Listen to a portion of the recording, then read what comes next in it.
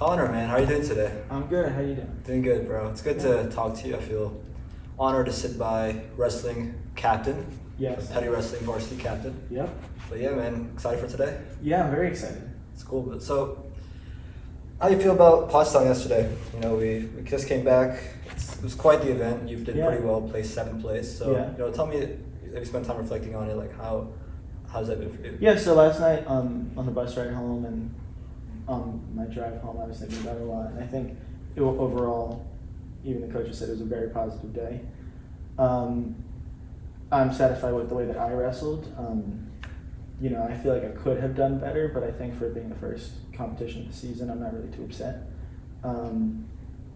As the captain, I'm thinking about how everyone else has been wrestling, especially the JV kids, and I think that they all wrestled really hard. I think Coach Frank told us when we go out there, wrestle tough, and I don't think there's anyone who I watched where I was like, they didn't wrestle their best. I was very satisfied. I think in terms of like logistics, it all went pretty well. A lot of chaos, it was a long day, but we made it, and I'm really satisfied with it. Yeah, I think the chaos piece would be like, I feel like it's better than I thought it'd be. Yeah. Overall, I feel like I came back like that was fun, man. It's always something fun. Yeah, I think during the day I was like, ooh, I'm tired, losing my mind in that gym, but definitely like on the bus ride back, and even like when we were eating pizza last night, I was like, this is something really great that we have here. Yeah, I think you forget like how like amazing this feels too. Yeah. Like, definitely when you're out of the season, you get I felt like, I've been resting the off season and everything, so it's gonna feel normal, just a meet, whatever. And you go in and you it feels so different. Yeah. Well, I think the interesting thing about wrestling is it's a lot easier to remember like the hard parts of it when you look back. Like over the off season, I look back and I'm like, that practice was hard, and I didn't wrestle well in that match. And I don't really often think about like the high points of the season, where like, moments like yesterday where you go out and we all did really well. I'm always looking for like the stuff that I could do better for the next year. Yeah, 100%. It's always those good moments that definitely make it worth it. Yeah, you told me yesterday. Yeah, but I feel like our team was a lot better than I thought it would be. Like there's so much energy associated with it. Like the culture's good. Like I know I miss a lot of the guys from last year, but it's almost like it's still there. I agree. I think definitely the new kids on the team have kind of replenished. I think we graduated 9 seniors last year. They were a big driver of the team culture. Those 9 kids, like Andy, the twins. When you think Peddie Wrestling, you thought of them, and I think we definitely have already, but we have the foundation to get to where we were last year, which is really great. I think everyone was a little worried about this season because it's just going to be so different, but I think it's definitely still where I want it to be. Yeah, it's definitely going in the right direction. Yeah, so many kids coming in. So many young kids. Most people stay like this far in the season. I don't know if anyone really quit. Everyone's kind of still in there. Yeah, I agree. Yeah. So, what kind of goals you've set for yourself for the season ahead? Like I know that you mentioned that you're trying to like have fun with it, enjoy the process, but overall, like what are you trying to get out of this year? I think I have established with myself the fact that I don't want to be a college wrestler. I think I've spent a lot of time with the sport, and I've reached the point now where I can see kind of like the finish line, and it's kind of scary to see that, but also I think I really want this year, next year, to be a memorable year when I can look back and be like, I'm satisfied with the finale. And I think what that would look like would be, I think obviously finding success in my wrestling, like keeping a winning record. I've been fortunate enough to have a winning record for the past 2 years, so I definitely think it's possible to keep that going, starting to get medals at tournaments, those kinds of things. I think too, like you said with the fun piece, I want to have fun. I think in wrestling it's really hard to kind of forget that it's a sport, and let like the tiredness and the monotony and like every day in the same room and the early wake ups and the amount of school that we end up missing. I think it's easy to let that overshadow the fact that it's a sport and we're doing this for fun and it's supposed to be something that you look forward to. I think I've missed some of that over the course of the past few years just because I've been so committed to it and being better at it. But I think I've decided I want to try to take a step back and look at the bigger picture of it all and really be able to appreciate what it's done for me and what it can still do for me. I also think as a captain now, a lot of what I think about is how I can help the people on the team. So for example, if a kid's down, and they're just really having a hard time, I have enough experience where I can go to them and be like, I've been in your position, and I know what it feels like to go out and get pinned and just want to cry and hate the sport and, you know, not even want to go out to practice, you know, 2 days later. Because I've been that kid. I was that kid for 7 out of the 11 years of my Peddie wrestling or my wrestling career. I mean, even as a Peddie wrestler, last year and the year before, there's days where it's like, this is a lot, and this is hard, this is mentally and physically and emotionally taxing. But I have been with the sport long enough to see, like you said, those positive moments and how worth it really is when you get to get your hand raised after a hard match, when you get to walk back to your team after a really big victory and just be happy with each other, you know? And even like the dodgeball before practice, like all of like the little things to build that team culture. Like I think one of my goals this season, not like outside of my personal success, is to be kind of like a symbol of that and be able to like confidently hang my hat on the fact that I've made the environment a place where all these kids feel safe, all these kids are happy. I think there's a motivation to learn and to get better. And I think if I can do that, then it will be a successful season. So you think that's really the piece? Like you mentioned that for 7 years, you've been that kid that's kind of, oh, it's a hard practice. It's kind of miserable. Yeah, I mean, I've been wrestling since first grade, and it really wasn't until seventh grade. I think seventh grade, I was almost undefeated. Eighth grade, I didn't have a season because of COVID. So technically, I've only wrestled for like 10 years. And then I went to high school. So yeah, I genuinely for 6 or 7 years, I didn't find any success. Yeah. So you think the team culture is like the only thing that kept coming you back? Like when you look at the sport holistically, right? That for sure you might not have found success, but you came back every single year, right? You kept Yeah, going I through did. it. Is that like what held you together with it? Or I think when I was younger, like in the earlier years, like probably from like first to third and fourth grade, my dad was like, keep on going, whatever. Cause he was a wrestler. So he was the one who put me in the sport originally. He was like, you just got to keep going, you know, and I guess I was too young to really think any otherwise. So I just kept on coming back. But then I think fifth and sixth grade, where I was able to kind of know that this was like a choice that I was making to come back. I made the decision that I owed it to the team, the coaches, you know, because I had developed a relationship with all of them because it was like the same rec program at in Monterey where I'm from. That I think I owed it to them to keep on trying, you know. And I think I was starting to get little bits and pieces of that success. I don't think I even won a tournament until I was in sixth grade. But I was getting like third, sometimes maybe even second. And I think I was hungry, you know. I didn't want to have wasted 5 years of my life just to quit, you know, because what was I going to do? Like go play basketball? I was never into basketball. So I just kept going. Like you said, the team culture, kind of just that personal drive. Yeah, I mean, I don't think it would have been a wasted 5 years though. I mean, yeah, I don't think so either. I think I think a lot of people look at periods of their life where they tried something and then they just stop doing it and move to the other thing and then, oh my God, I failed. Right. But I feel like there's still like, you're constantly learning, right? You're constantly developing these new skills. And when you say you didn't find success until later on, like, do you restrict your definition of success to solely like success, like through the tournaments? Or do you feel like what else have you kind of extracted from it? Like over those years? I think when I was younger, it was very black and white. It was like, if I won, I was successful. If I lost, I wasn't, which I think is how a lot of people look at it. And I think that's a very dangerous way of looking at it. Because now I've been able to not look at the match as a whole, more of like the individual moments of the match, and even like beyond the match, like the work you put in, you know, showing up to practice on time, the relationships you form with the team and the coach. I think that just being a wrestler is a successful decision, which it's hard, you know, wrestling is hard. And I think I was saying this last night to the kids on the team, but everyone who decides to wrestle, there's kind of like this mutual respect for each other that like, we know what we signed up for and we're all working pretty much the same. Most wrestling rooms have the same kind of vibe. We all do the same warm up. You know, you wrestle live, all that kind of stuff. Like we all know how hard each other work, which is why you shake your opponent's hand at the start and the end of the match. You shake the ref's hand, you know, you shake the other coach's hand. Because it's such a respectful sport.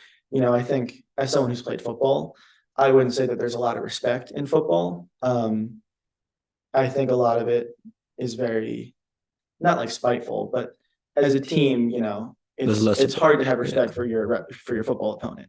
I think it's hard to have respect for your wrestling opponent, but I think anyone who's actually going to call themselves a wrestler should have respect and does have respect for their opponent and their coaches and the whole sport. So I think that's something that I've really come to appreciate. I would consider myself like a respectful person. And I think just as a whole, I would probably attest all of the way that I am, all the positive aspects of myself, to my time as a wrestler. Yeah, it's such a cool sport because I don't think there's like anything out there that ties like so many people together in this mutual respect that like we're all kind of coming together doing this thing and we all know like each other. Well, even Coach Frank jokes like if he hears someone's a wrestler, like immediately like he'll think higher of them. And that's true though. I feel like I agree. I've met people who are wrestlers who are some of my favorite people. Yeah, I agree with what he said. Because there's really few things in the world where you and a group of like however many other people will all get in a room and you will all completely beat each other. There's nothing like it. Like even other fighting sports, this is different. Yeah, because I think growing up, everyone was always a basketball player who I was friends with. Basketball was big in Monroe. And I'd be like, I'm a wrestler. And they'd be like, well, why didn't you play basketball? And I never really understood why. And they would always be like, well, I guess you just don't like team sports. You're more of an individual sport kind of person. That's the thing, bro. People look at it as an individual thing. Yeah, I agree. And I think it wasn't until later on, like even like maybe like my freshman year and last year, where I was able to really establish the fact that I wasn't wrestling for myself anymore. Like, for example, I think last year, I don't remember who we wrestled, but it was a big match where I was the last match. I went out and I won. If I had gotten pinned, we would have lost the whole thing. I think it might have been Nottingham. Right? Yeah. I remember it was at the end of the is it Lawrenceville and Nottingham were together? Maybe it was that. But I think there was also another time because I remember I wrestled this kid and I was really scared because he was big. He was bigger than me. He was older than me. I ended up wrestling him again in counties and losing. But I think that was kind of a day where I can really say that I went out there and I didn't wrestle for myself. I wrestled for the team. I wrestled for our captains. I wrestled for every other person who had wrestled before me and left it all out there on the mat. And I said, there is no way I'm going to walk off this mat unless I've succeeded for them. I think for that reason, wrestling isn't an individual sport because so often are you thinking about what you're doing for other people. Even like Becker, he's my wrestling partner a lot. When he goes out on the mat and if he loses, I'm not sitting there thinking Becker sucks. I'm thinking I need to do a better job at practice. It's so much like accountability. It's so much teamwork. And like you will never see it sitting in the stands watching because you're like that person wrestles and that person wrestles. But there's just such an interconnected web of like how much work everyone does for each other. And I just think you don't see that anywhere else. Like it's so deceiving. It's so unfair to call wrestling an individual sport, I think. No. And I really don't like when people do that because it's not at all. And if you step in a wrestling room for 5 minutes, you'll see that. Individual. It's not individual at all. Yeah. Everyone's doing everything for each other. And I think that's the way to find a successful wrestling team. A team full of people who aren't sitting there thinking, how can I get better? And how can I win prep nationals? It doesn't work that way. Yeah, that's not how it works. And I think helping other people make you better. And that's what I've come to learn, that the part of wrestling that I love the most isn't necessarily going out and winning for myself. It's when Becker goes out and wins a match because I know that I've won just as much as he's won. And when I win a match, I've won, but so has Becker and so has Brock, who I wrestle with a lot. And so has, Joseph Forbes, who I wrestle live with, and even Devjit, like all these different people that I wrestle with, each teach me different things that can all come together and help me win a match. Oh yeah. And that's something that like you would never see in any other room or in any other sport. So much uniqueness to it, right? I agree. How you wrestle, your style and everything. Yeah. I also want to return that success piece of it that you talked about, Yeah. right? And how we define success. Mm-hmm. And, I just remember when you were talking, I think like something Shantan wrote in his captain's, like, what's it called? The candidate statement? That write-up thing. It was like, I haven't found the fun part yet. And that was actually a really interesting quote, right? I haven't found the fun part yet. I guess at one point, did you find the fun part of wrestling? Or it wasn't for a while. It really wasn't for a while because I can vividly remember being in like 6th grade, 7th grade. Like I would have like a tournament on a Saturday and all the rest of my friends were having a sleepover Friday night. And I would go home. I would go to sleep at 9 because the next morning we'd have to be there for a tournament. And I remember talking to my mom. I would have never said this to my dad because he loved the sport. I was like, Mom, this sucks. I hate this. she was like, yeah, I know. And I was like, I just want to be with my friends. I want to go out and be a kid, but instead I have to be here and then I have to go wrestle tomorrow.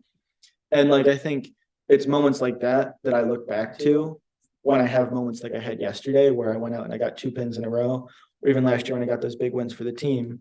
I think the fun part is when you realize the fact that it isn't an individual sport, which is what we just talked about. And the fact that I don't wrestle for me, I don't succeed for me. My success in wrestling is based on the impact that I have on other people and how that can lead to their impact on me and their own success, And I think just in terms of like my philosophy of life, that's how I approach a lot of my life. A lot of the success I find in myself is based on my impact on other people because of wrestling and maybe some other factors. But I really think that the fun in wrestling for me has never come from getting my hand raised. It's come from all of the work that I've put in with other people that have led to that moment. Right. And turning around after I get my hand raised and seeing Coach Frank and Coach Bennett and all the kids on the team, even the JV kids, all looking and being proud because I've helped them by winning and I've shown them what it takes, and I haven't loved all that it takes. I didn't love having to come home while my friends were having a sleepover. I don't love conditioning at the end of practice, but I do it because I know that that's what I need to do to help everyone else, I love the accountability piece of it you bring up here. I think I really respect people who take a lot of agency in their life. And, there's so many people you see that are just like blaming the world for their problems. And, I might have been like that in the past, but I think these days I start to look at it like, why would you blame someone else for a problem you have? Because you're essentially just giving them power over your own life, right? That's like the new perspective of how to. I agree. I think, he's the reason why I'm miserable, or he's the reason why I failed. Then he has power over your life. And then that, I don't like the feeling of not having power over my life. I'm a big believer in the fact that happiness in life doesn't come from what happens. It's based on the way you react to it. And like you said, it's really easy to point fingers and be like, I'm upset today because that person said that thing or that person did that thing. But I think true happiness comes from being able to say, well, that person did that thing, but I shouldn't let that affect me, and you can kind of compartmentalize the way that you think, where it's like, just because I'm upset by what that person did, if they're doing that, then I don't even really care. If that person's able to say that rude thing to me or whatever, then that means I don't really care about their opinion, and kind of just like being able to say, I'm doing my own thing. If anyone wants to hinder that, then forget about them. If they want to help that and guide me to where I'm trying to go, great, welcome them with open arms. But if they're actively trying to go against me, then that's not even something you really want in your life. And I think that's how I can have such like agency and accountability. The fact that I know what I want to do and I can very clearly see who's helping me with that and who isn't. And there's no reason to blame the people who aren't, because quite frankly, I would say that everyone makes enemies. And there's people in your lives that you look at and you're like, unfortunately, everyone's a little spiteful. They're like, I don't really want to see that person succeed because they're rude and because they've done this and that, but I know how I feel about those kinds of people and I know how those people feel about me. So why have like this whole back and forth blaming thing? I'm just going to do my own thing. Yeah. The thing about you said about happiness, I feel like it's easy to say like, don't let it affect you. Right. But I think everyone kind of builds into mental models of how it doesn't affect them. And I think something that I found kind of worked was that like being aware of why it affects me helps it not affect me. Like being that awareness piece of it that like, I think like when I've recently read more about like behavioral sciences and like why we do what we do, it just makes so much more sense, like why I react in such a negative way to something. And then it's like, oh yeah, it makes sense. And it doesn't bother you as much, like that awareness piece of it. Yeah, I think understanding like your emotions is very difficult, first of all. But I think once you can start gaining that like emotional awareness and emotional maturity with all that, it really helps the way you feel about everything in life, even like yourself. I remember the story. I was like back at home, so I went to this library, right? And I think I was handing them like a card for something. So I was at the library. I put my card on the table in front of them and said, "No, you have to hand it to me." You gave me that like attitude, right? So then, okay, I handed it to him. And then first I'm like, "What the fuck, right? Why do you give me that much attitude?" But then I thought about it. It's like I started to feel bad for him because then I recently just read something about like human nature, about like how we have like these monkey desires inside of us of like power, money, status, and Yeah. that kind of drives a lot of the things we do. And Connor thought about his own life, and he probably doesn't have much going for him. And the fact that he used that as a way to feel that sense of power, Yeah. it kind of makes you feel bad for him at that point. Yeah. In some way, we're all trying to strive for that same thing. And, I might have been able to feel that in a different way, like maybe through wrestling or whatever, right? Then you kind of understand like why he said that and like why that made me feel bad. And it's like, oh yeah, I mean, it's just human nature, right? Yeah. Like, I think like as humans, it's natural to feel like trying to get that position of power. And a lot of people use hatred to get to that position and try to put other people down. And I think, like you said, feel bad for that person, because if they do that to a random person, imagine how they felt throughout their whole life, and how if that's the way that they're responding to you putting a card on the table, like they must have gone through a lot in their life, and they must have treated people the wrong way. And because of that, they're suffering enough to where they're putting that pain on you, And I think that's kind of, I think when someone hurts me, I don't try to attack them or blame them. I try to understand them, and really try to think about why they've done that and what has made them make me feel this way. Because I think it's a lot easier. I think it's a lot harder to understand people who hurt you. It's very easy to hate them. But I think if you can get to that point of understanding, it makes it a lot easier to love everyone, which I think is ultimately should be the goal of most people. yeah, I don't think people are inherently bad. I think agree. it's all the experiences you're building up through your life. Yeah. And then you're constantly being socially reinforced, or like positively reinforced, negatively reinforced. Like you say something and either you get a positive response or negative response, and you go into these cycles that creates you into this character. And a lot of it's just your upbringing, right? Like that's why I've been thinking I think a lot about like fatherhood and like parenting and things like that, and just how important those are into like when a child is growing up. Because like if you don't, I think a lot of parents these days are like just okay with letting their children like do stuff and like whatever. They're just kids, is what they say, or like they'll give them like the phone or whatever just to kind of like say stop making noise or whatever, right? But I feel like if you keep negatively reinforcing a bad behavior, it just becomes in their nature. Then you see people like who did something like giving you attitude, for example, right? So I think there's so much of who you are just through experience. Yeah, I agree. I think,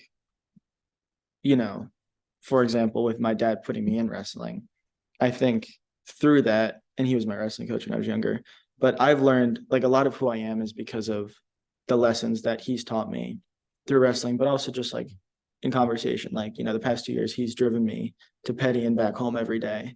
And most mornings we don't talk because him and I aren't morning people, but most afternoons we talk, and I'll tell him about something we learned in school, and like we'll talk about it. And I just think, even as a 14, 15, 16-year-old kid, which I've been the past 3 years, like I'm always learning from him. And I think naturally, you try to learn from your parent, you look up to your dad. And I think,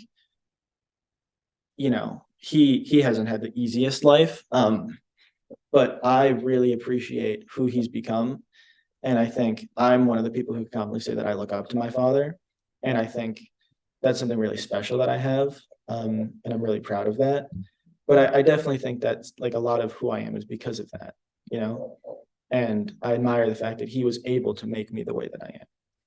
I know you mentioned that there's periods of life where you hated wrestling and he kind of forced you into that. So would you say that this way you see your father as an admirable figure, has it always been that way, or was there a period definitely where, not. you kind of hated him for it? I can remember there was like a lot of days when I was younger, especially like if I went out and I wrestled a match and I wouldn't succeed and like I would wrestle terribly. He would talk to me after, he'd be like, you can't do that, like you have to try harder, like those kinds of things. And as a 7, 8-year-old kid, I was like, oh, like you're stupid, I hate you, like I just want to go and like hang out with my friends, I don't want to be wrestling and stuff. But he just kept on pushing me. He was like, you gotta be better, you gotta do better. And I think while that was difficult for me as a young person to appreciate, and I think some of it, he was a father for the first time. He'd never been a wrestling coach. He'd never been the wrestling coach of his son. I don't think he immediately knew how to push me the way that I would benefit from.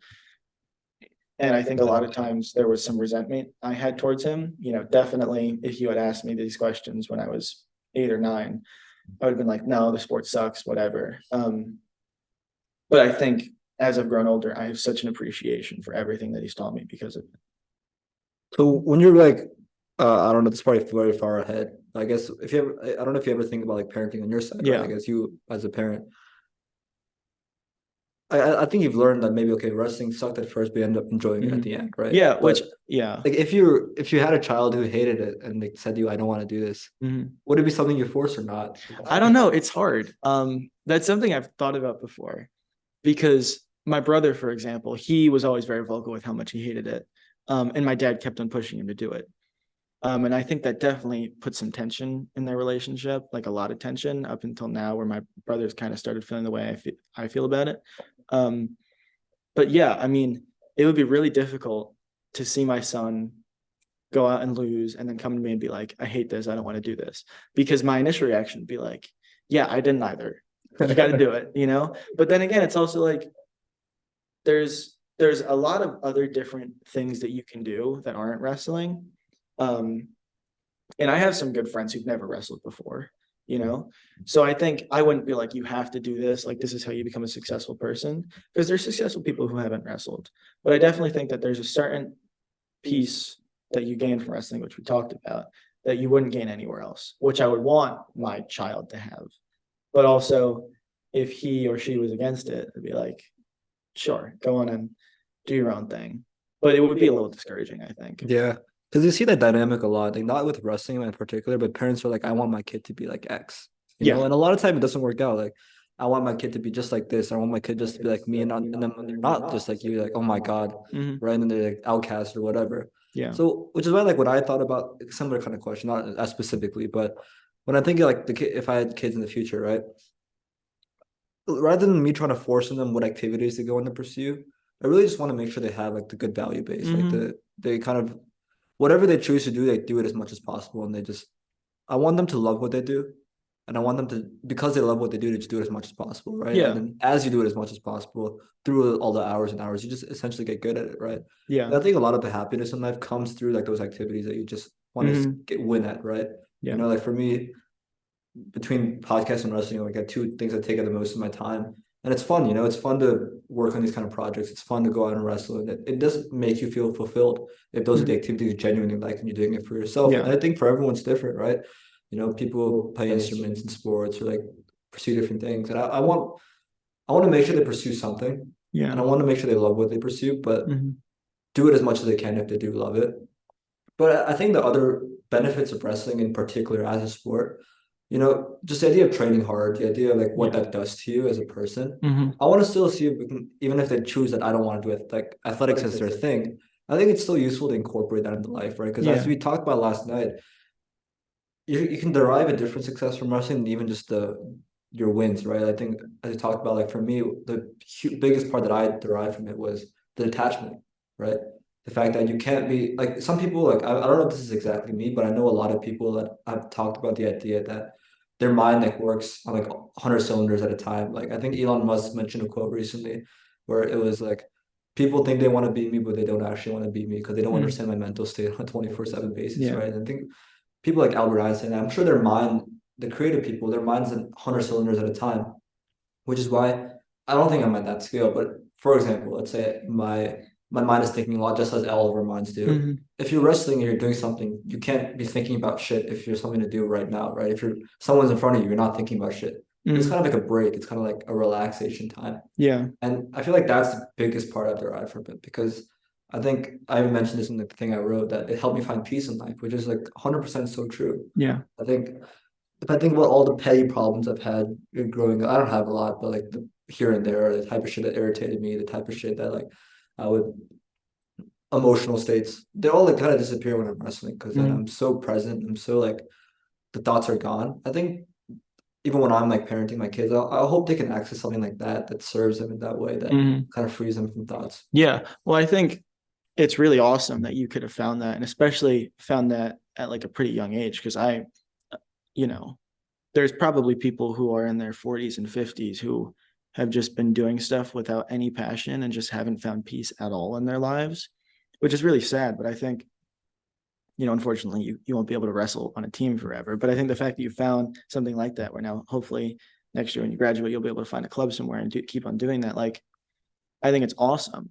But I agree. I think that there's many different facets for that piece, I mean, people with instruments, soccer, theater, like so many different things.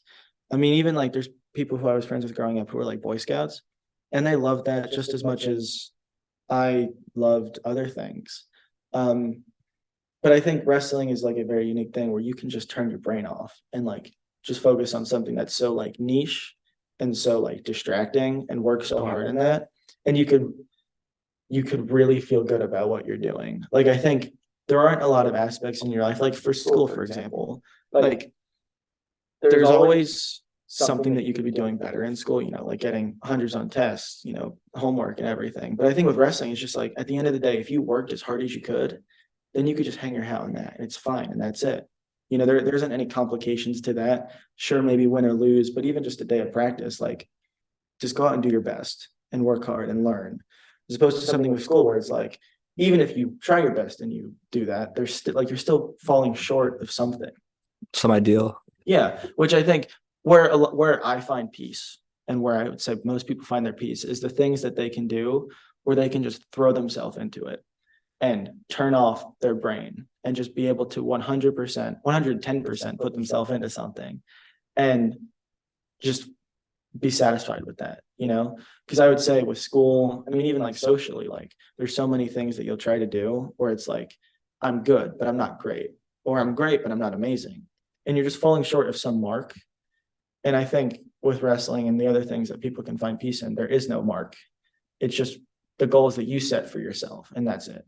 Yeah, I think what you mentioned here, the best part that I've derived from it is the fact that the ideal you set for yourself is just push yourself as hard as you can. Mm-hmm. And for that reason, like when I look back at the last year from, I guess, let's say the end of season last year to now, I think that I've succeeded because I've tried to push myself as hard as possible. Like I've done like training in the off season, right? And I went in spring last year. I did a lot of like elite practices. Yeah. And even like just came back from Thanksgiving break. I went to 2 of those Sunday elite practices, which were easily the hardest practices I've ever had. Just 2 Sunday elite practices over Thanksgiving, bro. Yeah, I'm sure. I will tell you, I've never felt anything like that before. It was hard, but because of that, whenever I went to these practices, I always felt like I was getting so much better. Yeah. Right. I felt like, oh my God, I pushed myself so hard today. I pushed myself so hard today. And because of that, like I kept getting the reward that I'm improving the sport, but I'm also like feeling the benefits of it like right now. Yeah.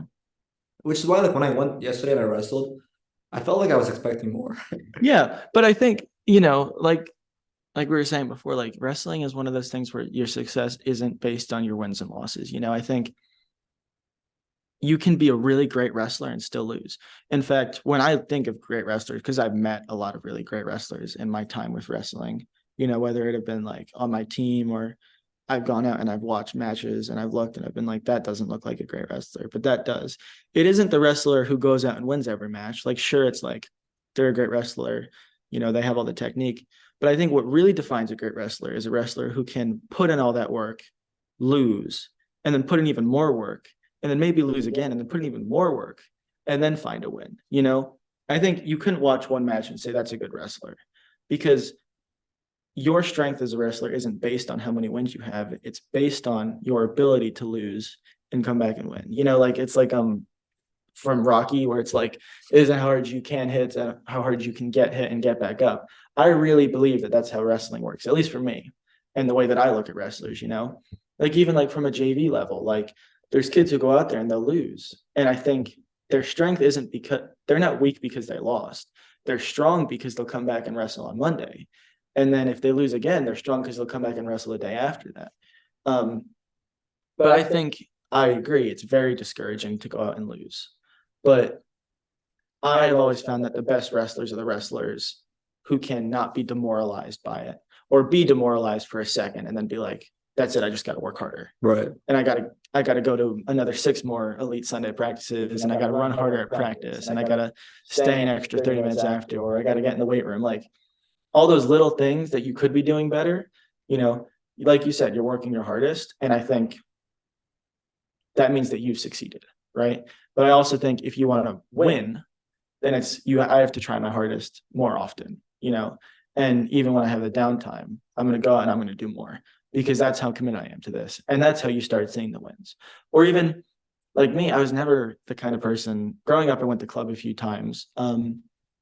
I lifted weights every so often, but the part where I finally started finding the success for me, it was all mental, like, which I think is kind of the other facet to wrestling, which is like how much mental strength you gain from it, because not only are you working hard physically, but like mentally and emotionally, you gain a lot of strength from it. And you have to work hard on your emotions and on your mentality, because that's really a piece of it that I think I was always missing, because I was always like, I hate this, whatever. Being able to kind of flip that on its head and be like, I love this, I'm going to keep going. I think that's where I started finding success. And I think that's what it takes to be a great wrestler, being able to refine the social, emotional, mental, physical piece of it all. Right. I think like I've learned to not listen to my mind right after I lose, because I tend to like, I think in the hour or two after I lose, I get like pretty like overthinking mode, like emotional mode. But I think like I think I did a good job yesterday, just like closing and just like whatever. Because it's really easy in wrestling because you're putting so much out on the mat, and after like you lose and it's like it was all for nothing. Like it's so easy to be like, oh, like I suck, those kinds of things. Like it's such an emotional sport. You also have to question everything, I feel. But I think luckily for me, it tapers off pretty quickly. And then I come from a mature side. I'm like, oh yeah, I'm just being. And I think the more you do it, the more you can be very realistic with yourself after you lose. Like I think early on as a wrestler, I would spend days being like, I hate this. But then slowly it's like that kind of comes down a little bit more, because you've done it so often that that after 2 hours, you'll be fine. And it'll just be another match that you can kind of use for data for the next one. Right. I think when I look back at that data piece of it, that like what really happened yesterday, if I look at those losses, it was more that it was some of the same shit I've always been doing. Like, okay, I didn't defend a shot. Okay, I didn't. No, I kind of froze up when I was in that front head, not knowing what to do, and I just kind of froze there, right? And I think I told this to you yesterday, right? That definitions of success can be like different things, right? Like I always define success as how hard I push myself, which is a good thing for sure, and I definitely leveled it up. But I think the level of like my technique or the ability to be good in those positions, that's kind of stayed here because I never made that a priority or a focus. When technically, okay, maybe I should have focused more on that piece. But again, I can't change what I've spent the last year doing. But I think it's more of a wake-up call that now I know that I need to spend more time like over there, right? Like when I go to practice, I shouldn't really walk. I can still walk out of it and say like I push myself in conditioning as a level of success, but more, am I doing better in those positions when I'm going live? Like, am I able to like improve at defending shots? Because I think I've always had a pretty bad reaction time. I've always, I think that's one of the reasons why I've sucked at a lot of sports before I tried wrestling. Because like I think it's very hard for me to connect my brain and my body when I'm in motion with something. I remember that a lot. Like I used to suck at basketball, whatever, like soccer. I used to suck at the sports because I felt like my brain body connection was never there. But I felt like when I joined wrestling, I'm like, okay, I can actually get good at this because it was about how hard you push yourself, which is different. But now I'm starting to see that there's also that other piece of it that comes into play, just like anything else. But I think I've developed enough over time that I know that I can probably overcome that too. And it's all just a time thing. It's how many hours you spend with it. Yeah, but I also think it depends on what your goals are, because I think obviously it was the first competitive day of the season, so it's completely normal that you go and you make the same stupid mistakes as you have made, because you're just going to naturally fall back on what you know, and you've never been able to put to practice everything that you've done so far over the off season. But I think like it's very admirable that you could say that I've tried my best at every practice, and even if you don't win, you can hang your hat on that and be like, yeah, maybe I don't win all the time, but I work the hardest in the room, or I work as hard as I can in the room. Because, I mean, as a teammate, as someone who's wrestled with you for the past 3 years, definitely I look at you and I'm like, Shaurya is given 120% right now, right? And I think win or lose on the Saturdays or the matches, I think I can look at you as a successful person because of that fact. Because I also know how sometimes I can't walk out of a practice and say I gave 110%, maybe because I had a bad day, I didn't eat right, whatever, like I was more tired than I should have been, those kinds of things. But I think if you want to say, when I know that your goal isn't to just be the hardest worker in the room, but I think sometimes you are, and that in itself is a successful thing. And it's arguably greater than winning on Saturday, or instead of going 0-2, going 1-2, But I think it's hard to be perfect at everything. And especially in wrestling, it's impossible to be perfect at everything, so just focus on the little things. And I think shifting your focus is a great idea, and it's fine, but also don't take for granted how hard you worked, and I don't think you are, but I think it's easy for people to, but I think you should never take for granted how hard you've worked. Yeah, I appreciate that. Yeah, I think it's definitely something I'm glad for then, as the way you put it, that, I guess those are still the pieces you can extract and then say like you're happy with like how you live your life and how you can apply that to other parts of your life as well. But, I guess I'm not too worried. I'm not like overthinking or anything. I'm not worried about it because I know that I kind of feel like when I know what I need to do, it like bothers me less, as we talked about before, right? So, I know winning is one piece of it, as winning is not a big piece, but I guess it's something I think by the end of the season, I can definitely get better at that, knowing that this is what I have to work on. But, I'm glad I have those kind of dynamics playing out. So, and I think it's really easy to say like winning is like how I'm going to measure my success, because winning is so measurable.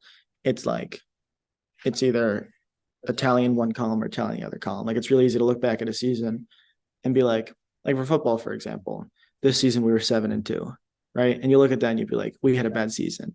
7-2 or 2-7? 2-7. Yeah, yeah. I was about to say it, but that sounds really good. No, we did not go 7-2. I wish we did, but you can look at like the numbers, right? And even like for me this weekend, I went 3-2. But if you really unpack that, right, the 2 losses I had, one of them I should have won. I just made a stupid mistake, or I wasn't wrestling smart enough. I had a really great first period. The second period, I just kind of fell apart. And my other match, I wrestled really tough. He was a kid who was bigger than me. He was stronger than me. But the numbers are so rarely a reflection of how it actually went, which is why I don't like to think about a record as being like your defining success. Right. I heard this concept called hidden versus observable metrics. I think I was hearing it in the context of like making money, that people tend to observe, like hidden metrics are often very important, but since there's no way to track them, we kind of just forget about them because our mind tends to fixate on things like numbers that we can track, right? So we get so obsessed with things like the numbers on my bank account. So you'll prioritize that because it's a measurable metric. So you can define your success on it, and you'll like sacrifice like your health and your relationships and everything else, because it's not easy to track that. Like, it's not easy to track like how well is your relationship going with your kids, right? You can't really track that, but you can track the number, like the money in your bank account, right? I think it's very like, you have to be careful, right? That we can't sacrifice these elements like peace of mind, which is a very hidden metric. How the fuck do you measure peace of mind, right? For a very observable metric, like, okay, how successful am I? How many wins do I have? How many friends do I have? Like, how much like money do I have, right? And then we tend to fixate on things that are less important than the real things that are important, which are often the hidden metrics. Yeah, so. And I think a really great example of that is academics, especially at a school like Peddie, because I think kids will so often focus entirely on the observable metrics, and they'll be like, this letter grade defines me, or getting this grade on a final, or even just a test, or even a quiz, like that defines me. And I think there's so many aspects of life that so many people, and it's not just here, it's everywhere, but people will look over to try to make those observable metrics better. And I think in terms of like the college process, when you're looking at only the observable metrics, it's crazy. It's hard because that's what matters in college, right? I know, because they don't see your day-to-day life. Like, you're not holding a camera as you have these conversations with people. Exactly. Because they're not seeing like the way that you interact with your teachers, whether it be positive or negative, like those things that actually define you and will define the way that you go on for college and the rest of your life. Like, it's really the thing that one of my pet peeves is like when I see kids who just only focus on school, or even like will only focus on athletics. Like, I think there's so many hidden metrics in life that are just looked right over because they're trying to reach something. Like people will stay up to like 3 a.m. doing work. Like, why? Yeah, like why? Just to like get 100 on a homework assignment, or to get a 96 as opposed to like a 92 on a test. Like, trying to make those observable metrics higher to such a detriment to those hidden metrics, like it's never made sense to me. And it's always been so, I feel bad for those people, right? Which is what we talked about like before, with like these people haven't been raised or haven't learned how to be like, it's fine if I don't have an A+ and I accept an A- for the fact that I'm going to go and I'm going to have fun, or I'm going to go to the diner with my friends this Friday night. And it's hard. And it's really easy to say that now, because I bet you in a week when I have 5 tests that last week of inner winter, and I'm going to be like, well, I can't go out. I got to go do work. But yeah, we're a victim to it too. Obviously. Exactly. Yeah. Everyone's a victim to it. I think I've really prioritized being better at it and focusing on those hidden metrics much more than the observed metrics. But I really think that like in order to be like a well-rounded person, and like I said, it's hard because colleges can't see the hidden metrics, right? But then again, college itself is an observable metric exactly. as you, because because it's like, I want to go to Princeton, I want to go to Dartmouth, I want to go to UPenn. But there's also like great colleges that you don't even know the name of, right? Where you'll just have as much fun.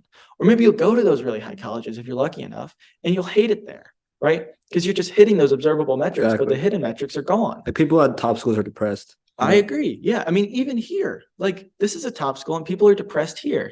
And it's because they aren't able to focus on the hidden metrics. Right. And I think it's been a personal goal of mine to focus on them. But it's really upsetting that so many people, and it completely destroys your life, right? Because you lose your social life, you'll lose your relationships with people, because you'll start looking at everything as such like, what's the word? Transactional. It's so transactional because it's I'm doing this to get something out of it. But that's not what it's about. It's not about getting, it's not like a video game where you're like leveling up. It's so dynamic and it's so fluid, everything in life. And if you look at it as I'm talking to you to gain a friend, or I'm doing this to get a better grade, as opposed to I'm doing this to learn and to be a more well-rounded person and those kinds of things, not for college, for you, and to be a better person. That's what it takes to be really successful, in my opinion, to have those hidden metrics, not the observable metrics, but to really focus on the hidden metrics. So I heard you can name 46 U.S. presidents. Yes, all of them. I'm going to challenge you here. How many U.S. presidents have there been? 50? There's been 46, but one of them was twice non-consecutively. Okay. So technically only 45 different people. Okay, I'm not going to ask why you know this, but let's have some fun here. So name me 46. Name me every single U.S. president that you can remember. Okay, I could do it in order. Washington, Adams, Jefferson, Madison, Monroe, Quincy Adams, Jackson, Van Buren, Harrison, Tyler, Polk, Taylor, Fillmore, Pierce, Buchanan, Lincoln, Johnson, Grant, Hayes,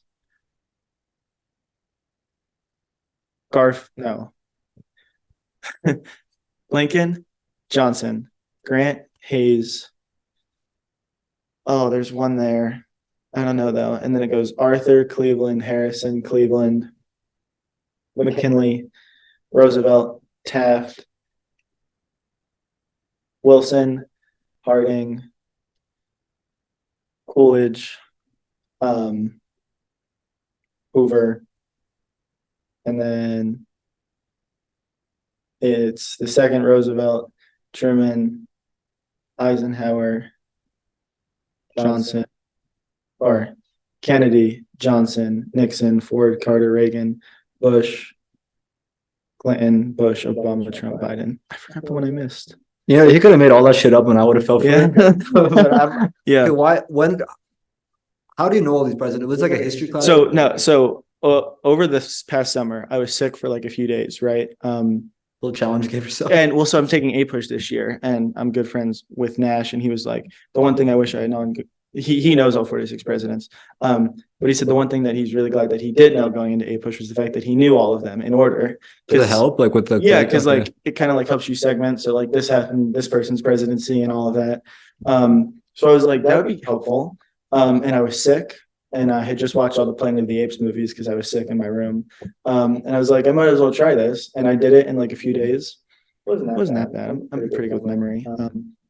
But now I know it. So yeah. Well, party trick. That's solid, man. Yeah. Thank you. All right, let's get back to it. Yeah. So hello. Yesterday at Pottstown, you mentioned that one of the biggest challenges you've faced with wrestling is the pressure piece of it. You know, that you tend to put pressure on yourself and it tends to stress you out, and couple that with the chaos of a tournament like Pottstown, it puts you in this mental zone, right? Which I'm sure it's hard to describe that zone, but I think that you mentioned that it was definitely a lot worse in the past, but you dealt with it better this year, at least compared to last year. So talk me through some of the, first of all, you can explain to me maybe like what it kind of feels like and what you've kind of understood this feeling is, why it comes up. and how you've managed to deal with that and approach that and, move on and help solve it. Yeah. Well, I had always put a lot of pressure on myself to succeed in my previous definition, which was to win. And I think even more than that, I wanted to kind of impress the coaches and meet the expectations of the coaches and whatever. And that's not entirely gone, but I think a lot of that pressure comes from expectations, which has always been hard for me to manage. Managing my own expectations and being able to kind of accept the fact that other people don't have as high expectations for myself as I have for myself. I think the way that I've gone about coping with that is being more realistic with my goals, being more realistic with myself, and thinking about myself more holistically and not just about wrestling. Like, when I do bad in wrestling at practice, for example, I'm not like, I suck. I'm like, I've had a rough day. This is what went wrong. This is what I could do better. This is what went well. Kind of not having it be so black and white. So like either succeed or fail. Like there's a lot of gray area there where some things that go well and some things that don't. Sometimes it's more of one or the other. But I think a lot of the pressure that I've taken off myself is just because I'm able to be more realistic with myself and set expectations and goals that I actually care to meet and are actually achievable and measurable. I think a lot of those expectations maybe self-imposed because of the comparison dynamic, right? That we're always looking at that. Oh, I have to be like him. I have to be like him, right? And I think that social media exaggerates it a lot for sure. Like you always know there's someone better than you. You're trying to strive to be. But I think something I've also reflected on is that the comparison dynamic is kind of stupid. Just because, first of all, you can't compare yourself to someone who has easily put in a lot of time into something, right? Like sometimes if I watch like a podcast and I'll think, shit, I can't do it as well as he's doing it, right? As an example, it's not a big thing, but once in a while it's come back as a thought, right? Then you also have to understand that like the person you're looking at is probably done 2,000 podcasts, right? Yeah. That apprenticeship phase of like hours and hours and hours put into it is really how you achieve mastery. There's no hidden talent, right? It's all number of hours you put into something. And hopefully it's something you love, otherwise you wouldn't be able to put that many hours into it. Right. So I think even with wrestling, like again, when we talk about that kind of state where like I did worse than I expected, then I look at like, other people doing so well in the day right now. Like, okay. But then again, you think about it, like how many years did they put into it, right? How much time did they put into it? Did I match that? And the answer is no. So what can you do? Just match the hours and just keep doing, because you already love it anyways, right? So I think that helps you for from the comparison dynamic when you kind of recognize that. I think I like to simplify as much of life as possible. And it helps to simplify that the route to success is the number of hours you put in. Yeah. Because that way you're not like stressing out over all the different nuances and factors. You kind of just focus on what you have control over. That definitely brings a lot of peace to that, right? That idea that just kind of doing your job and doing what you have control over. Yeah, I also think different people have different goals, right? In terms of comparison. Like there's some people who are actively trying to win prep nationals or win a state title. And it's like, quite frankly, I don't really like, it would be great if that happens, but I have way too many other priorities to be able to throw that all aside and just have something on my plate. Like for wrestlers at Blair, for example, some of the best wrestlers in the world at our age, their goal is to win prep nationals, and they're willing to do anything they can to go there and to reach where they want to go, because that's their life and that's what they want to do, right? I don't want to spend 12 months out of the year wrestling to win national titles to go be a college wrestler. So why should I look at them and say they're better than me? Yeah, well, no shit, they're better than me, because that's what they want to be. And like, I want to be better than them, but I don't want to dedicate my whole life to being better than them. And I haven't, but they have dedicated their whole life to being better than me, right? So it's an unfair comparison. And it's an unreasonable expectation to be that person or better than that person, because my goal isn't to be who they are. My goal is to be something completely different. So how could you compare yourself to someone who has completely different goals? Yeah, 100%. Yeah. Yeah, I heard this concept that your heroes aren't gods, right? I think when you look at success, I think there's one way you succeed, and that's sacrifice, right? And if it's nothing wrong with the fact that you don't want that success, right? But let's say someone who wants a success, again, there's nothing wrong with that as well. But considering you want that so bad, you're going to sacrifice a lot of your quality of life and your mental state and like your hours to that goal, right? Yeah.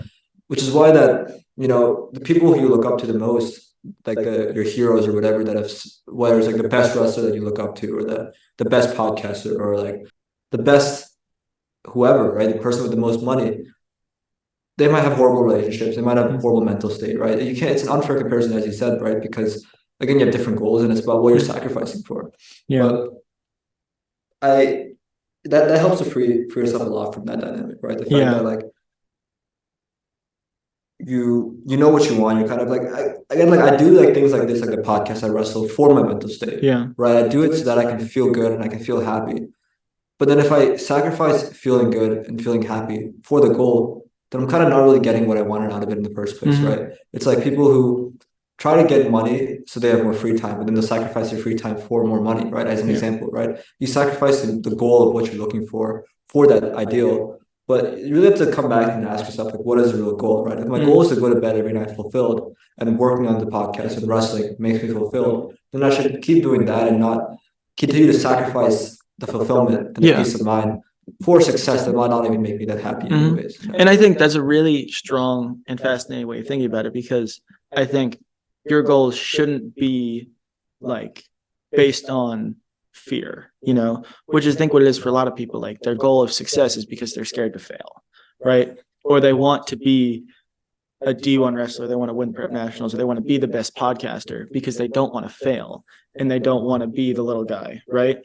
And I think if you make your goals based on like running towards something and not away from it, I think that's where it's a lot healthier and easier, which is what I think a lot of where my mindset has changed, where it's like that comparison isn't based on like, I'm not worse than you because I have worse goals than you, right? In fact, some people who have better goals than me are running away from failure or away from disappointing their parents, right?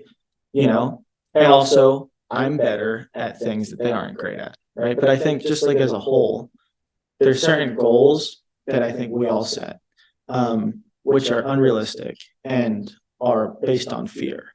Like, it's like, I want to be the best because I don't want to be disappointing people, right? And if you're scared of disappointing people and that's your only reason for wanting to be the best, then I think you're doing it for all the wrong reasons. And I think that's like, if you can really break that all down and focus on what you're doing because you actually love it versus what you're doing because you're scared of failing, or you're scared of disappointing people, or you're scared of not doing it or being known as someone who doesn't do something.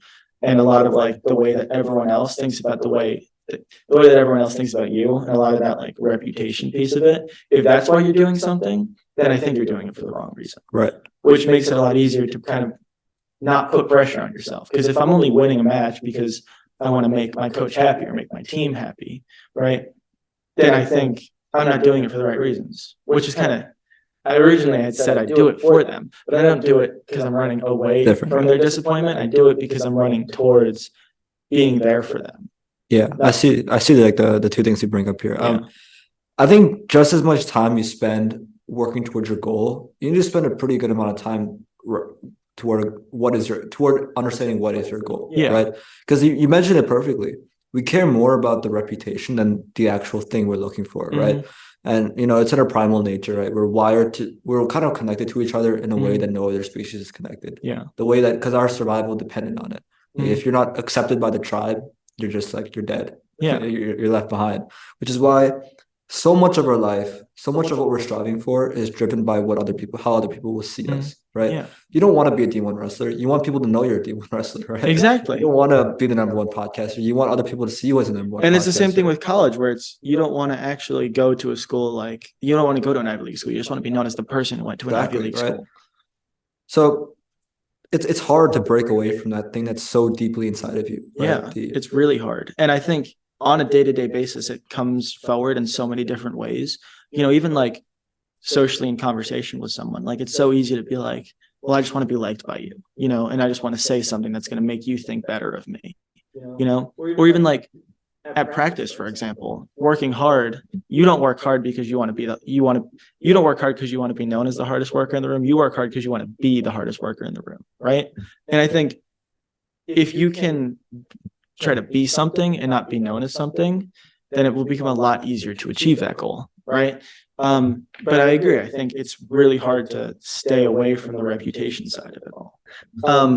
When I first thought about being captain, right, it was at the end of last year. I was like, I guess this is kind of an attainable goal, right? I think I have enough relationship with the members of the team where I was kind of like, this is something that I could do. And I spoke to Coach Frank, and he has really great philosophies with a lot of different things. But after he was like, how do you feel about being captain? This was like 2 days ago or whatever. And I was thinking, I was like, my mindset doesn't change, right? Like, just because I am captain doesn't mean I'm going to treat people on the team differently. Because even if I wasn't, I would treat them the same way. So even though I have the formal title, it doesn't change anything, which I think is different. I think that there's some people who only do things because they want the title. And then when they have the title, everything else they've done before that goes away because they've reached the title and now that's it, right? It's like, I want to be captain because I want to be seen as the varsity captain, right? And then the second I become the varsity captain, forget about being a team captain. I'm that person and I'm just going to do my own thing, right? I think that's a very unhealthy mindset to have, right? Which I think when I first thought of the goal of being captain, I was like, I want to make sure I'm not doing this for the wrong reasons. Anyone else. I'm doing this to put myself in a position to help the people on the team, not because someday I'll have my name on that board, right? That's cool. But the reason why my name is going to be on that board isn't going to be because I want it to be captain. It's going to be because I am actively trying to be a person on the team who's helping the younger guys, because I'm trying to drive the team culture, because I want to set the example where all the younger kids on the team will look at me and they'll say, that's who I want to be in 2 years. You know, I want to have his skill. I want to have his mindset. I want to be able to come to practice and feel the way he feels about the sport, right? That was my goal.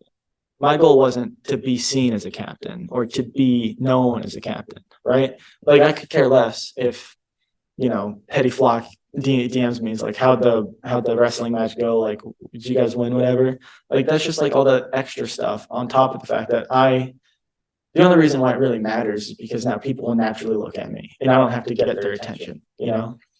Yeah, I think one of the biggest lies we're told is that success will make you happy. Yes. And I feel like if you told this to me before, it wouldn't make sense. But now it's almost like it only makes sense. That obviously it doesn't make you happy. Like, it's like a thing that just stimulates you. Like, yeah, whether it's success, like you got the money or the job or like the whatever you define as success, like in terms of like achieving something, like a thing, like a win, right? A good test grade. But to me, like, it makes so much sense now that like you can't like say that will make you happy. You have to really look at the hours of the day. Like, how do you feel on a 24-hour basis? It's not like you got the thing and now you're just feeling happy all the time, right? It's often not even correlated to the thing, which is why, and you hear all those like things like, oh yeah, broke people are happy, rich people are sad. Like, you hear those like dynamics play out, and people kind of look over like, yeah, they'll say like, oh, you still need to make money, which is obvious, right? That's not what we're saying here. But it's not like as someone like you, I think everyone has achieved things in life at some point. If you're on some kind of journey, it doesn't have to be like some big success. Like, you probably achieved like things along the way.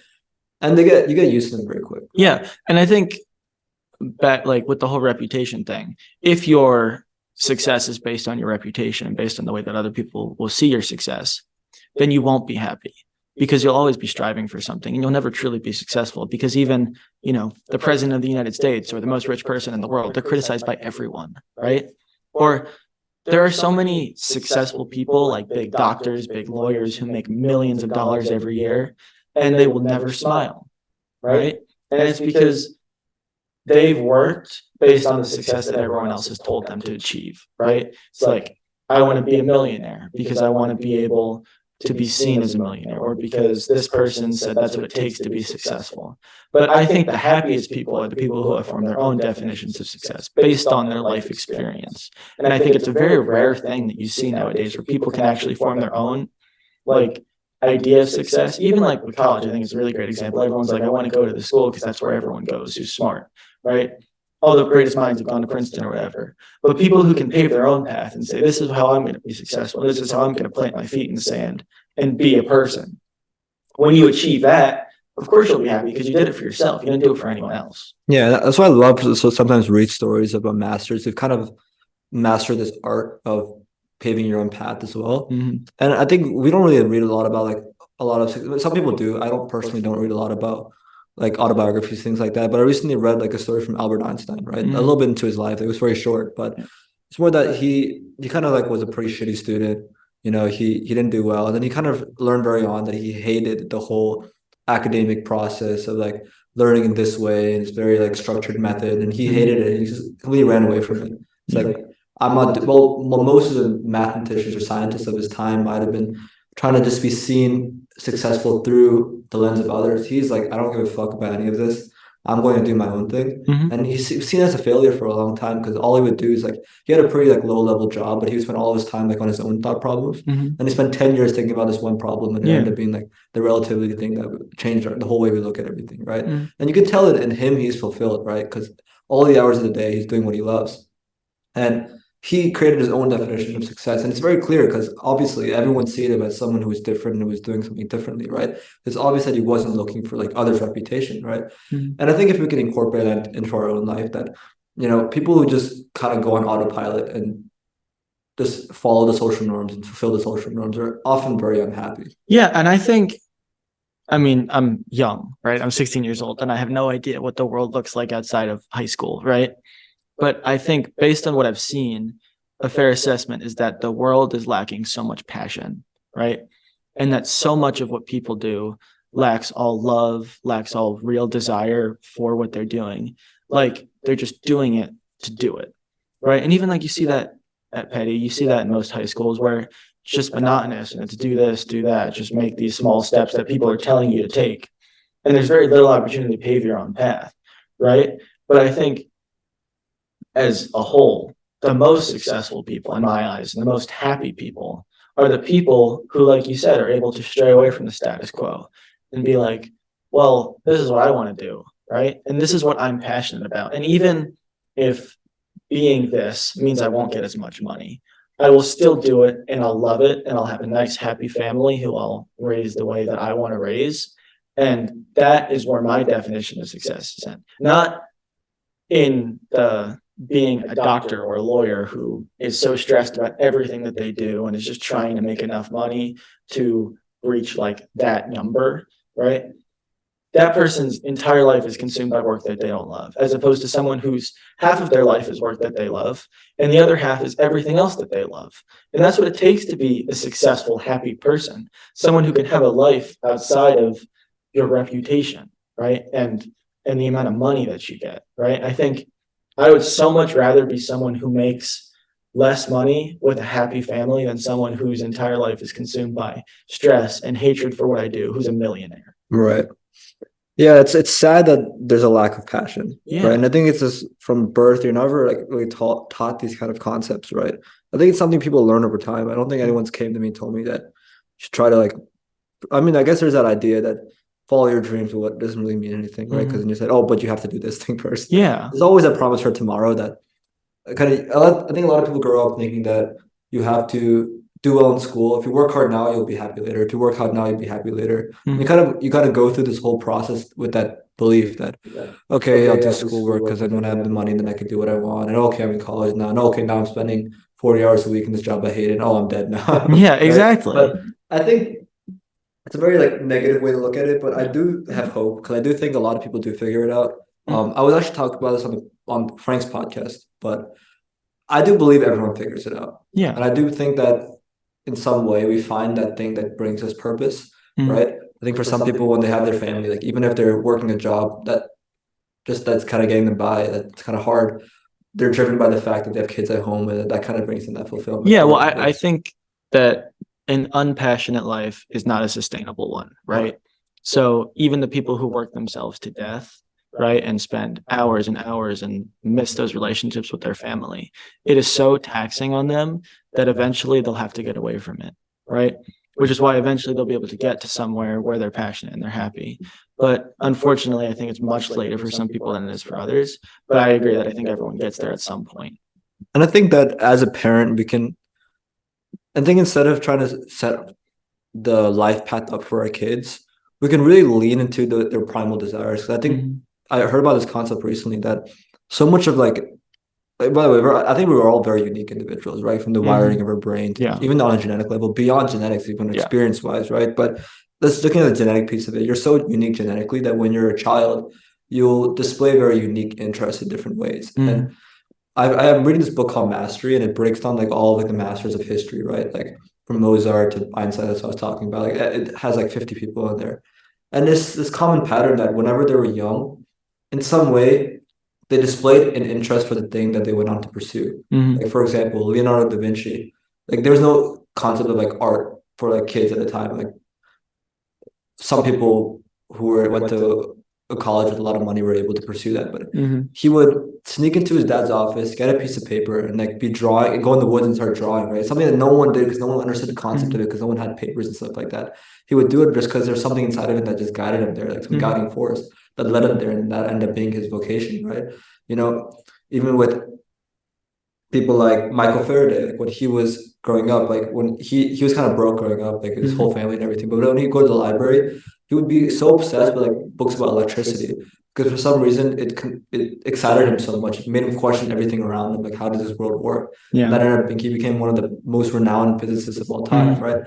In the same way, like the Wright brothers, the people who flew the airplane, they when their parents got them this I think it was a gift for Christmas or something. It was like some toy, right? They were very young, but they ended up like breaking the whole thing apart and then rebuilding it together. And they were obsessed with it. They were obsessed with like how machines work and how things are built together. And they go on to like build an airplane for the first time, fly in the sky at a time when they did it in such a unique way that no one had ever thought about before, and they were successful at it. Well, I don't know the exact story, but they're pretty cool. So in the same way, I think we all have these primal desires growing up, right? And I think so unique. It's really interesting because I think that goes to show that so much of like the cookie cutter definition of success is like a societal thing, and it's a societal pressure. And it's really sad to think about the fact that there's probably so many people out of like the 100 billion people who have walked planet Earth, right? So many of them have started out with those innate passions and then have just been silenced. Yeah, you lose them. Right? You throw in the system. And like, by their parents, by the way that like school systems work. All of it has just been pushed away, and they've gone down this path, right? And they've ended up spending so much time being sad and depressed and not passionate. But I think as a parent, it's your responsibility to push away everything else and allow your child to move past those societal standards, right? And not be demoralized by the way that the world works, and be able to accept a life with less money and more happiness, right? And obviously at a young age, it's hard for you to understand, but like really like that, like you said, all these really successful people are passionate so young and like these little things. And so many people had that same exact thing and then were silenced. And it's sad to think about that. But as a parent, I think it should be your goal. It's my goal to make sure that my child will never be silenced in that way. Right. And I think parents often say that like, oh, they're just 5 years old. They don't know what the fuck they're talking about, things like that. You shouldn't like, I'm not saying you have to go up to them and ask them like, what do you want to do in life? They'll tell you, this is exactly what I want to do. They got to go do it. Like, I think you just have to sit back and like watch with an eye, like observe them when they're playing, observe them like what they're doing, and kind of use that as like, oh, okay, this guy loves breaking down toys and rebuilding them. How can I put him in a position that he can keep doing that? Right. Like, okay, I know he might be maybe interested in engineering or whatever, and then put him in a space where he can keep doing that and see if he enjoys it, right? Trying to get my kids to do as many activities as possible until one clicks, because everyone has something that they can use as an escape mechanism or as an activity that just brings them so much fulfillment and peace. And it's sad that a lot of people don't end up finding it. You know, I did mention, I think a lot of people find some way to access it. Like when I was at my EXP lab over the summer, like sure, people are what would be considered like passionless jobs, like sitting and doing comp sci jobs, like they still have areas of their life where they find happiness, right? Like my grad student, he was so into fishing, it was insane how obsessed he was. And every day he'd go fishing, right? That's maybe his thing, right?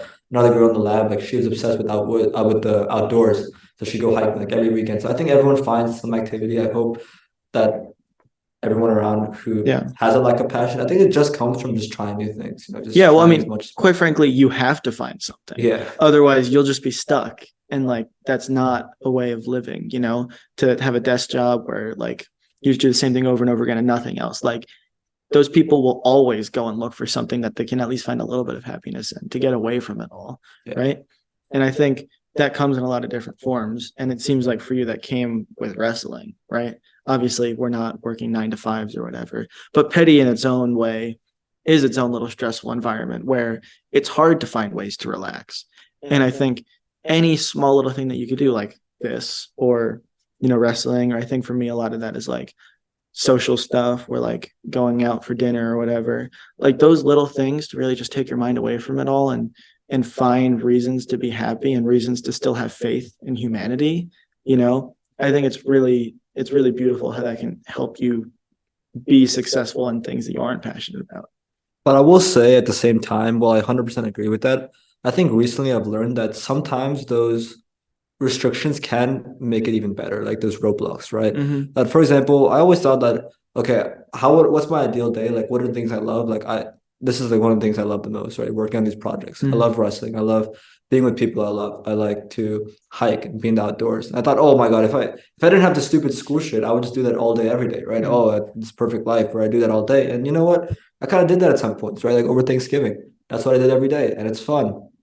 But there is something about having a restriction that holds it back that makes you appreciate it more. Yeah. Right? Like the fact that like, oh, finally the school day's over and I can go back to the room and work on this. I've been waiting for it all day and I'm so excited when it's there.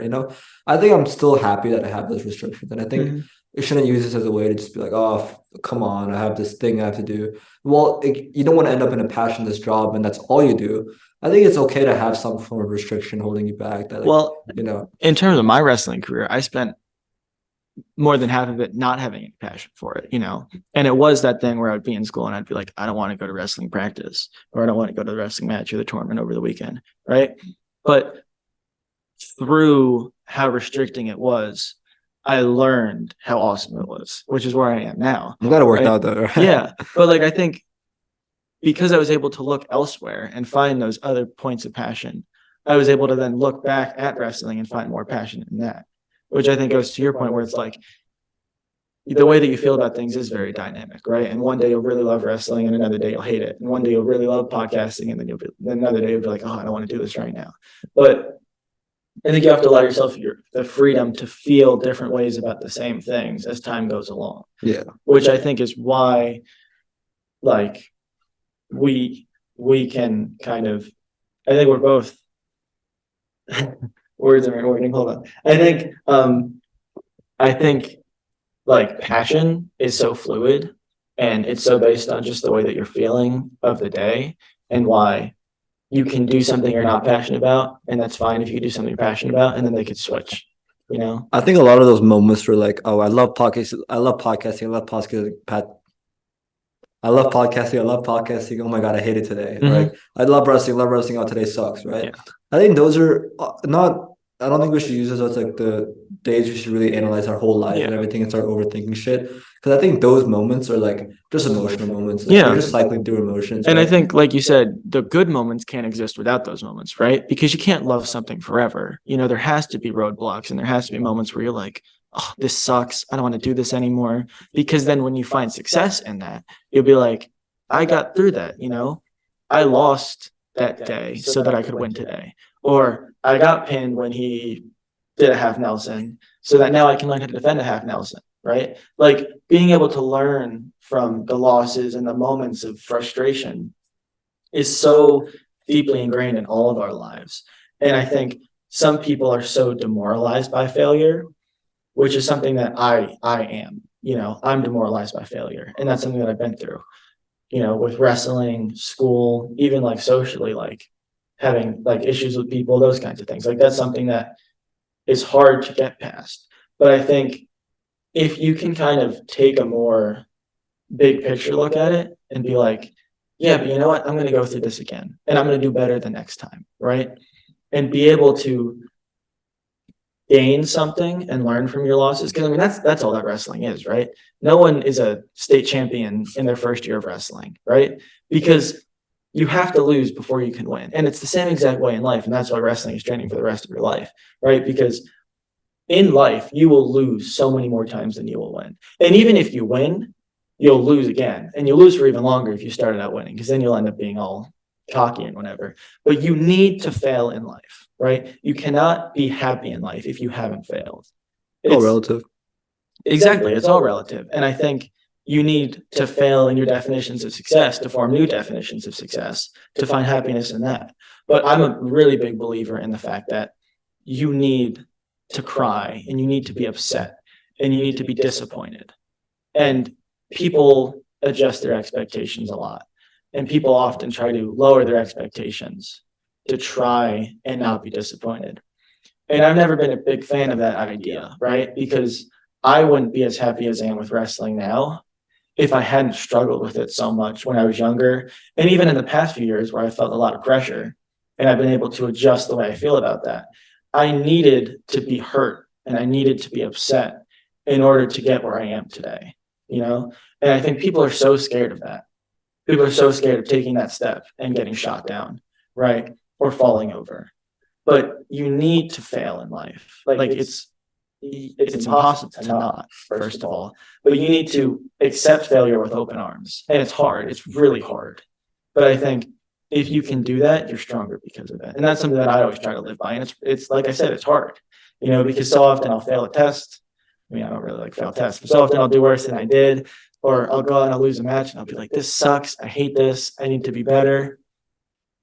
But if you feel that way, as opposed to going, I'm going to get better, right? And, you know, I'm going through a tough time with my family, or I'm having a tough time with this relationship, you know, I got broken up with, this girl doesn't like me back, this girl rejected me, those kinds of like stupid things that you feel as a teenager. It's like, it's whatever, because you're going to learn from it, right? Because every time something happens, and Mr. Sham explained this to me last year, that as teenagers, sorry, I'm going on a big rant here. That's fine. As teenagers, our mind is so quick to think that everything we're going through is the last time we're going to go through it, right?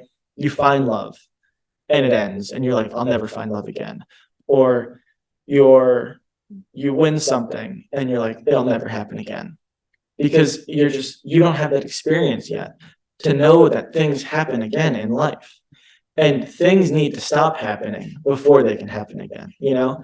Like, I think it's so hard to like be a human being, right? Like, and it's a very general statement, but I think it's true. Like, we experience so much more sadness than we experience happiness. But the reason why is because happiness doesn't exist without sadness. And as a human being, if we experienced double the amount of happiness as we experience sadness, it wouldn't be genuine happiness, right? Because in wrestling, which I think is a perfect example, I have spent 7 years of my wrestling career hating it. And even now, I don't love it every day. But those 1 or 2 matches where I went out and I impressed myself and I did it for everyone else, and I loved it, every second of it, when I was able to get my hand raised and look back at my team and say, this is what I've worked a decade doing, putting myself in this position for everyone else. And I've done it. It immediately made the decade before that worth it, because it meant that I was finally, I mean, even when I was nominated captain the other day, I stood up and the first thing I thought is, I've worked so hard, emotionally, mentally, physically, you know, socially, being able to be a leader. I've worked so hard to get to where that position was, and I've hated so much of it. I mean, even going to college, right? Getting a job someday, you will never succeed anything without hating it for so long. And it's so oxymoronic, right? How like everyone's trying to be happy and you need to be sad to be happy, and you need to hate everything before you can love everything. But I think if you can really just allow the process to happen that way and be able to be like, I'm sad and that's okay, because someday I'll be happy. And I hate everything, but that's okay, because someday I'll love everything. If you can allow that to happen, then you'll be so much better for it. And it'll never be perfect, right? Because I say all this and so egalitarian and so whatever. And tomorrow I'll go to practice and I'll be like, this sucks, right? But still, like, you're always under construction, which is something I always try to remember. But really, you just have to roll with the punches in life, because they're just going to keep going. They're not going to stop. Yeah. But someday you'll be able to punch back. And those days feel so great because of how many times you've been punched.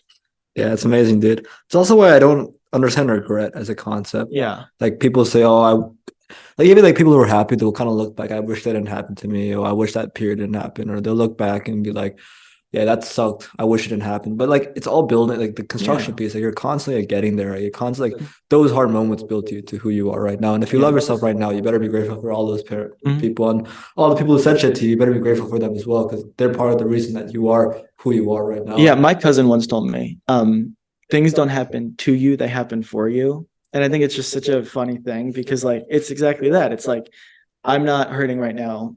Like it's not a personal thing, or it's not something that you need to try to run away from. Lean into the pain, lean into the failure, because if you can lean into it, then you'll be better because of it, right? And don't regret the fact that you made a step in the wrong direction. Be thankful for the fact that now you know another direction to try, and that direction will probably fail too, and maybe the last one will fail, right?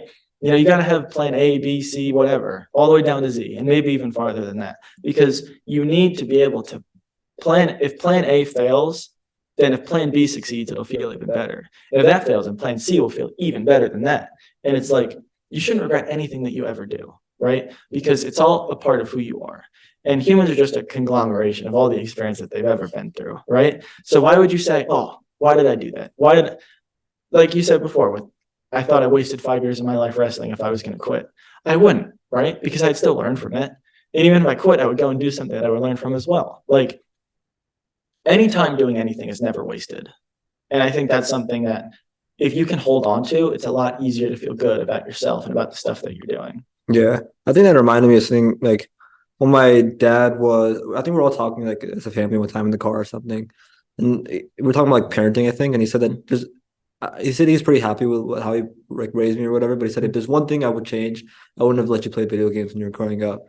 And then like my mom was like, but are you sure? Like I kind of noticed like the guy like who hates video games so much now because of how much I've spent wasting on them. Yeah. And then my mom's like, you think he would really hate it as much if you never gave it to him? Yeah. Or he'd be waiting for the day he finally escapes from that and he's able to do it himself. And then he would never learn how much he hated it if he never experienced that, right? And the piece you mentioned with like pain, right? I think you should just enjoy pain. Like enjoy it as an experience of life. Like be grateful that you've had every experience, you know, and pain is just another fun experience to be through, right? Because you're gonna cycle through every emotion in life, and I'd rather feel the pain of like failing than the pain of complacency, right? That's a good one. That's a good one. I'd rather like when I like fail big time, or I feel really embarrassed, or like I feel like fuck, I like really fucked up this time. I'll kind of just look and be like, well, I'm the only guy who actually went out and did what I wanted to do, right? Like there's so many times where I felt like embarrassed. It's like really like when I posted some of those videos and people were like talking about them, like I don't know why I just felt it sometimes it feels so embarrassing. Why the hell did I do that? Yeah. Right? Why the hell is he looking at this video that I posted and it's so cringe or whatever? But I'm kind of glad that I went out and did it. You know, like even when I was a child, I used to make so many like YouTube videos for fun. Because I enjoyed doing it. And I had a channel with like 372 videos or something like that. But then I kind of stopped working on it. Then like 2 years later, I'm sitting in like middle school and then like someone like we're all doing like a group project in class. Everyone's kind of doing their thing. And someone pulls up my old YouTube channel and everyone's talking about it in class. But it's like I'm glad I did it though, because I'm glad I went out and did what I wanted to do, regardless of what anyone thought. Because now you could do this because you learned you were passionate about it. Yeah, for sure. You know, but the pain of complacency, although like it feels fine right now, that you won't have to feel the pain of like failure, but the pain of complacency compounds over time. It does, because you know in the back of your head that you're not reaching your full potential. And I think that's a lot of that, like the success stuff that we talked about with the rich people who are sad. It's because they never had the confidence or the ability to step out of the status quo.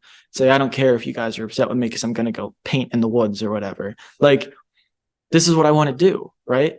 And they'll be embarrassed because of it and they'll hate it, right? Because everyone hates stuff that they get judged for doing, right? But then eventually they're good enough at it where those people who hated them and those people who put them down are now looking at their artwork in the Met, right? And it's just like that. It's like people who are strong enough to say, I don't care if this hurts you. I'm going to do my own thing, right? And you're not going to tell me where to stop. And your laughter isn't going to discourage me. I mean, it will, but it's not going to turn me away from what I'm doing, right? And keep on going and rolling with that pain. Then the success will feel all the better, right? Because there's nothing better than proving people wrong, right? And that's exactly what it is. It's you're saying, you thought I couldn't do this and you laughed at me, but here I am. My name is in the history books. And where's your name, right? Yeah. You're just the kid who was in class with me. And honestly, like, we kind of use those like narratives in our head to kind of keep pushing us forward. Like, yeah, oh yeah, wait till they see me in 7 years or whatever. Yeah. But then when you're there in 7 years, like you'll forget they exist. Yeah, exactly. Like, Exactly. they're all irrelevant. Like everyone around you is just so irrelevant. Like all the people you think about that are so important to you, bro, they're nothing, right? Like you Yeah. think that these people, these 544 kids at Peddie are the whole world. I think I really felt that dynamic when I went to my EXP lab.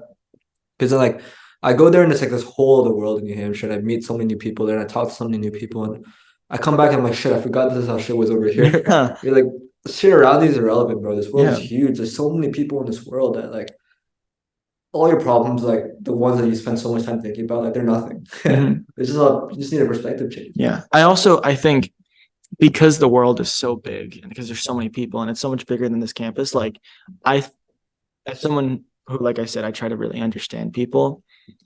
One of my escapes from the stress of football and wrestling and school is this understanding of people and being able to appreciate the beauty of the world, right? I mean, from a very bigger standpoint, I mean, just think about the fact that anything even exists at all. That's crazy. Right? Sometimes It's when you get crazy. into those like mental zones, I know, like, but it's really scary. But it's also like the fact that all of that could happen to lead to a moment where you and I could be sitting here and talking about it and realizing it and going through everything we went through yesterday and everything we went through the day before that and everything we're going to go through in the next for the rest of our lives, right? Be able to have a moment where you and I can sit here and both appreciate one another, right? And understand one another and gain a better appreciation for everything. It's so beautiful, right? And I think if you could bring anyone on this podcast, right, and listen to their story, right, and talk to them, whether it be Coach Frank or Massimo Shinin, or however you pronounce his last name, Shinin. It's cool name. Sorry, Mossy. If you can, the fact that you can do that and the fact that you can understand someone and see the beauty in every single person, if you just spend an hour talking to them, that's something that can't be taken for granted, right? The fact that there's a world full of over 8 billion people, all of which have their own stories and their own opinions. Like, how could you ever have a problem, right? Because everyone is going through something, right? Like, forget about you, forget about your school. Think about the fact that there's people in England, right? Or there's people in Africa, or there's people in like Russia, or like the stuff going on in the world, which is all kind of terrible, but it's all built on hatred. And it's the fact that there's people who are unwilling to sit and talk to people. And I think the world would be full of a lot more love if everyone had their own podcast that they can interview all the people that they hated, right? And I think there's something so beautiful about that. The fact that if you can fully understand someone, you couldn't hate them, right? Because everyone who's ever hurt me, like we were saying before, who I try to understand, I have so much love for them because I know what they've been through, right? And I could imagine how hard it is to feel the way they feel about me. Because I've hated people before, And I mean, I don't really hate anyone now, but definitely there's moments where I'm like, fuck you, right? But like, if you really take the time to understand people, even like not even conversation, but just like look at the way that they act, look at the way they treat people and really think about why that happens and appreciate how beautiful it is, whether they're a terrible person or an awesome person, appreciate the beauty in both sides of that, then it becomes a lot easier to live. And it becomes a lot easier to be a human being, which is hard to be. Yeah, it's amazing, man. Let's leave it at that, bro. I mean, I've enjoyed this one, bro. I agree. We were flowing for a while. Yeah. It's probably like an hour and a half, maybe. Yeah. It's good, man. I really went very, very, very philosophical. Yeah, well, I love it, though. I love it. Yeah. Thank you for coming on. I'll look, you want to get you back at some point. Maybe, yeah, sure. Maybe sometime next year. Yeah. Before I'm out of here. But hopefully you don't go too far. You will be missed. All right, man. Have a good one. You too.